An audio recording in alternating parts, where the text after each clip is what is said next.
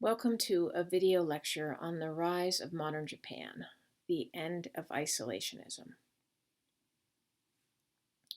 Make sure that you get out your guided notes and fill them in as you follow along, listen to, and watch this presentation. At the end of your guided notes is a letter from President Millard Fillmore to the Japanese emperor. After you read the letter, you'll be asked some discussion questions, so please make sure that you answer those following the end of the guided notes and the letter from the president. The end of isolation. By about 1800, the Tokugawa shogunate had ruled the Japanese islands for 200 years. They had managed to drive out all foreign traders and missionaries. Japan had isolated itself from virtually all contact with the outside world.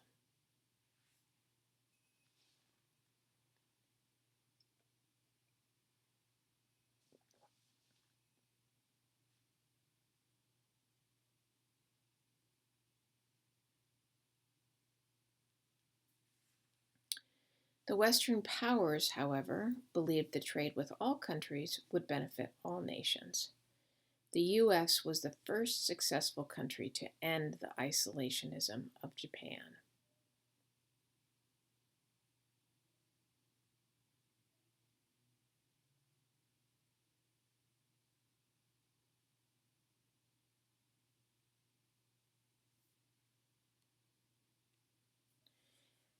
How they did this was interesting.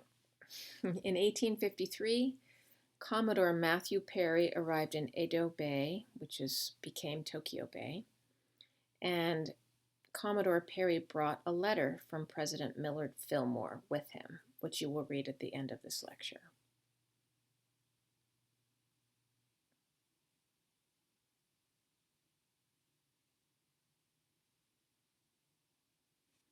In his letter to the Emperor of Japan, President Fillmore requested that the sailors that had been shipwrecked en route to China, and they had shipwrecked along the coast of Japan, were actually treated better because they had been taken prisoner by the Japanese for the most part, and their ships were unsaleable, so they had nowhere to go.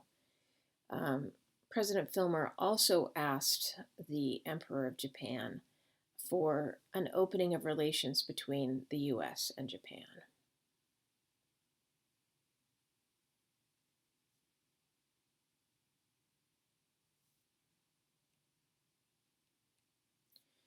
So Commodore Perry left Japan, leaving the Japanese to consider his request, and the president's request more specifically.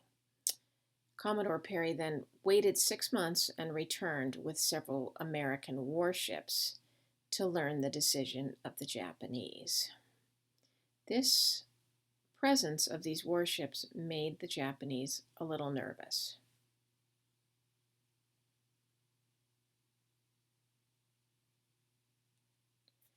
Some of the residents of Japan argued that contact with the West would actually hurt the country. Others looked at Commodore Perry's ships and thought, maybe we should think about this. So, under military pressure, Japan agreed to have contact with the U.S. and open the door for trade relations with them.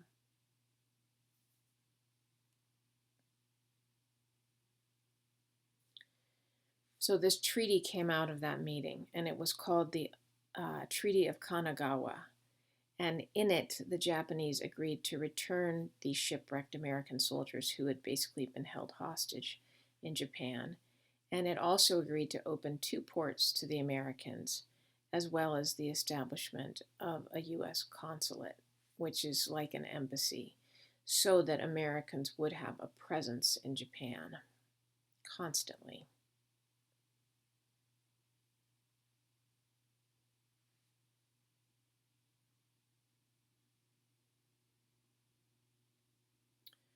The Meiji Restoration.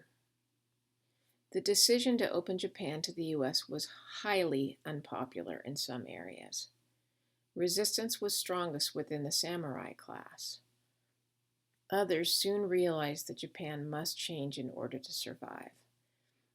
The samurais were very old school and very protective of a certain Japanese way of life and code of ethics.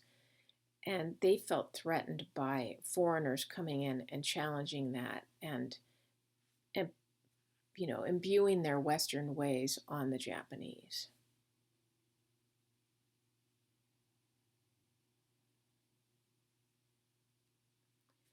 Emperor Mutsushito embarked on a policy of reform that transformed Japan into a modern industrial nation. He called his rule Meiji, or enlightened rule. He really felt that in order to have a good relationship with Western countries, he had to think like them, or at least learn their ways so that he could be prepared.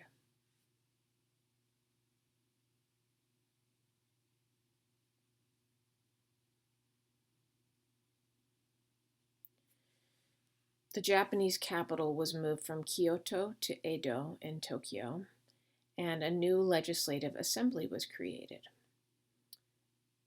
Over the course of the next 20 years, the Meiji government carefully studied Western political systems. So they really wanted to know what they were dealing with. And I think they were very savvy to educate themselves about what these other countries were about and what they would have to deal with in trading with them and negotiating with them.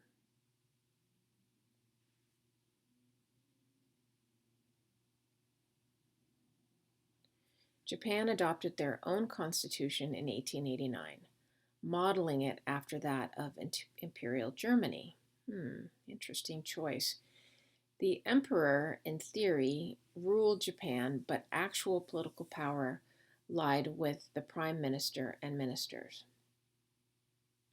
And there are countries around the world, especially back then, that had these royal families with one figurehead at the top, who didn't really have any power but were more symbolic. Much like the Queen of England, it's really her government that makes all the important decisions.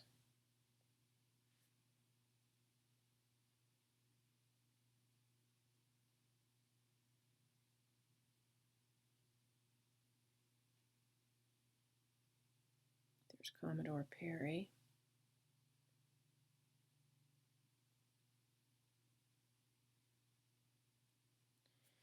The government began promoting industry, and they gave money to needy industries within Japan.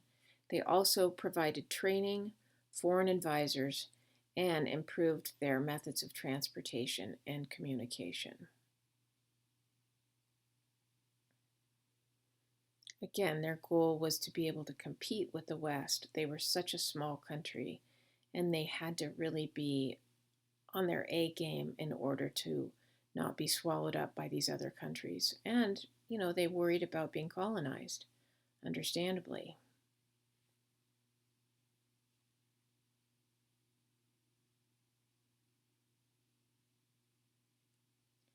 Unlike China, Japan relied little on foreign money to do these things.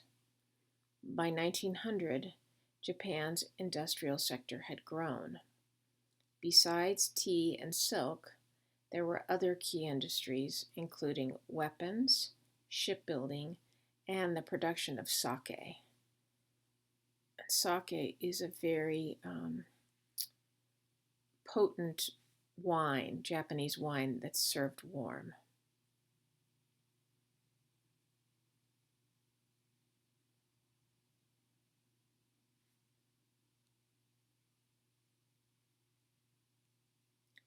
The Meiji also focused change on two important institutions, the military and education.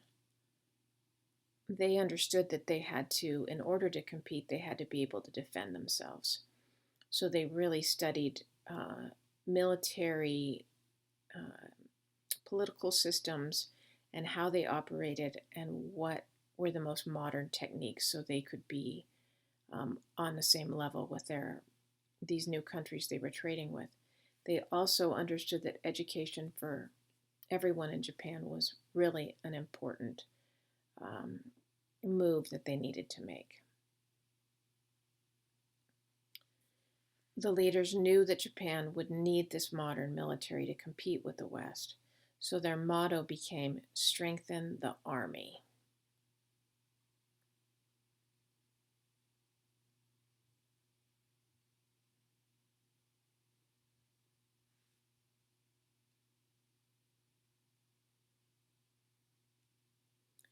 A new military was formed in 1871. As a result, all Japanese men were required to serve 3 years in the military. The military was also equipped with modern weapons.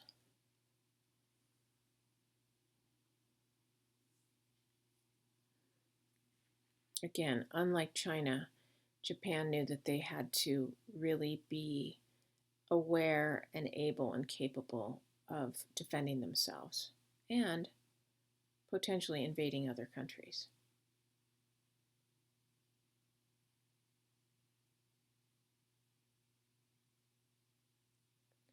The Meiji leaders also realized the need for universal education, including instruction in modern technology. The education industry adopted the American model of elementary schools, secondary schools, and universities. And you can really see their focus on modern technology today in their economy and how central technology is to their success as business people and their economy. It's just remarkable.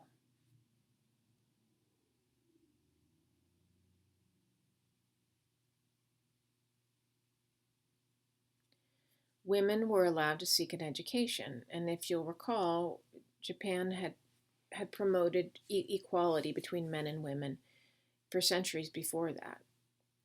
Foreign specialists were brought in to educate the Japanese government and business people, and Japanese students were sent abroad to study and learn and bring that back to Japan.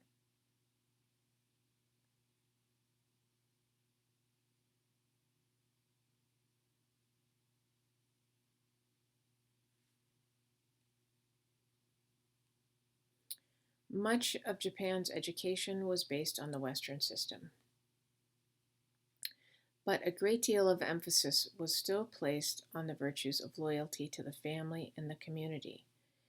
That was a very central part of their lives, and it came really before anything, was that devotion to their elders and siblings, and very Confucian, their whole approach to family, and stressing the importance of it. Loyalty to the emperor was also especially valued.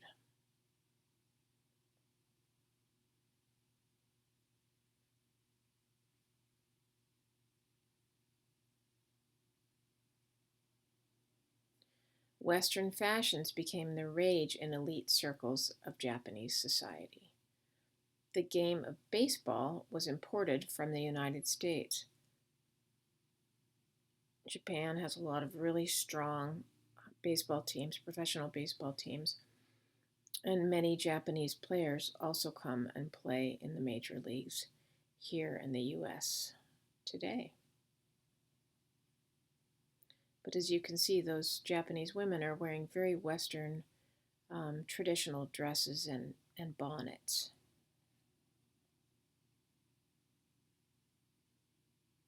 Expansion. In 1894, Japan and China went to war over Korea. Both of them wanted to take over Korea. However, the Japanese were far more savvy militarily, and they destroyed the Chinese fleet.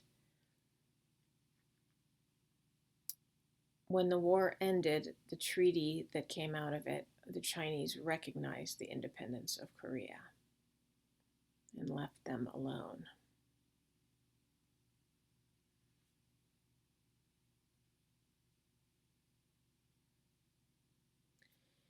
In 1904, Japan launched a surprise attack on the Russian naval base Port Arthur.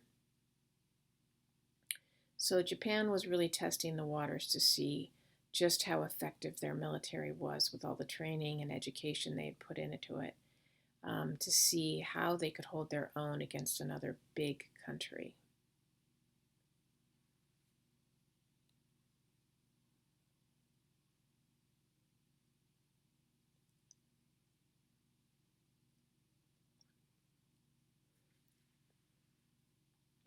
Russia, which was a world power at the time, was defeated by Japan, and the Japanese victory stunned the world. That was the time that Japan had officially become a world power.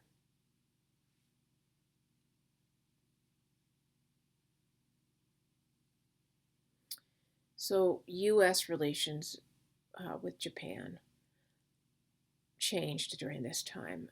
Mutual suspicion between the two countries was growing, becoming a problem.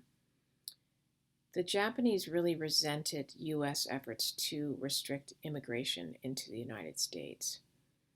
And the U.S. really feared the rise of Japanese power after seeing them attack the Russians, who were far bigger and, stronger as a country and a military.